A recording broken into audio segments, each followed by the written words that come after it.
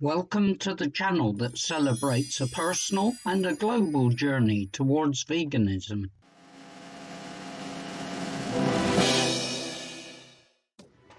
Yet another example of what a nanny state the UK has become. Now Westminster is confronting us with the calorific content of our food every time we eat out in a forlorn attempt to make us eat less or more healthily. Although this dietary news isn't actually about veganism, I was quite incensed when I heard about it, so I just had to report it here on this channel.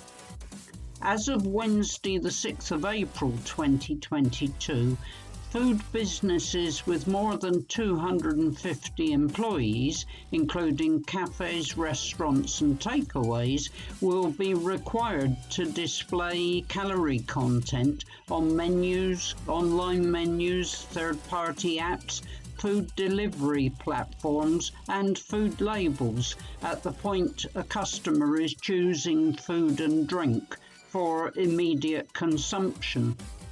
As well as listing the calorific content of each food item, menus and labels will also have to include daily recommended calorie needs.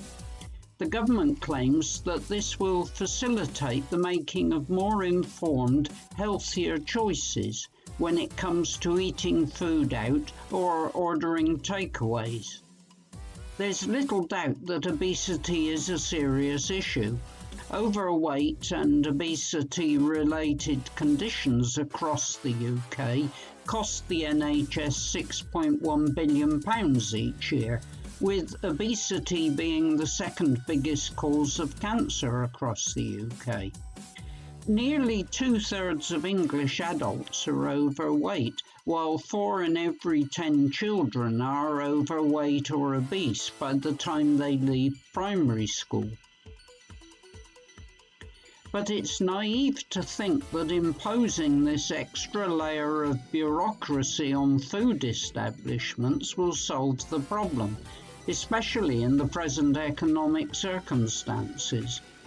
And the mandatory message that adults need around 2,000 kilocalories a day, which the new legislation additionally requires, is inconsistent with NHS guidelines, as these emphasise ideal daily calorific intake depends on a wide variety of factors, including age, metabolism and levels of physical activity. However, the main objection to the new rules has come from people with eating disorders who are already struggling to improve their relationship with food and who will be intimidated by these enforced displays of calorie levels, which they've been studiously avoiding until now in their attempts to recover from what can potentially be lethal conditions.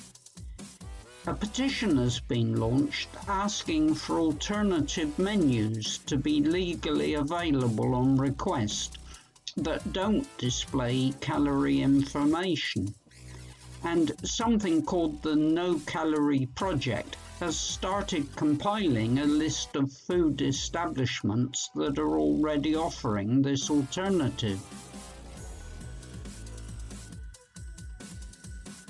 With mental health provisions stretched too thinly within the NHS, it's short-sighted of the government to impose this new legislation that is unlikely to make much of an impact on ordinary budget-conscious people's food choices, but may instead run the risk of adding to the incidence or longevity of food disorders among people trying hard to recover. It would have been far better to encourage food businesses to have calorific information available on request, instead of forcing them to display it to all and sundry, largely against the wishes of the target population.